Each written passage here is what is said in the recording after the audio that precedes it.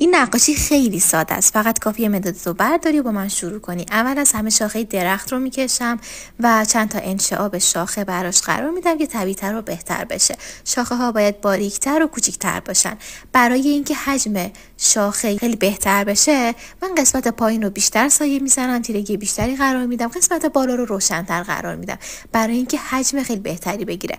و بعد شروع میکنم به طراحی فانوس که خیلی ساده است. فقط کافیه که بخش اون رو بکشید و جاهایی که ایراد داره رو اصلاح بکنید. این نقاشی خیلی ساده است و همه میتونید به راحتی اون رو اجرا بکنید. باز هم اگه دوست دارید با سرعت پایین‌تر این آموزش رو ببینید، وارد کانال تلگرامیمون بشید که لینکش داخل بایو پیجه. حتما پیجمو فالو کن چون هر روز براتون نقاشی ساده میذارم. اگه دوست دارید توی دوره طراحی با مداد که به صورت آنلاین و مجازی هستش شرکت کنید، عدد 2 رو برام کامنت کنید تا شرایط رو براتون بفرستم.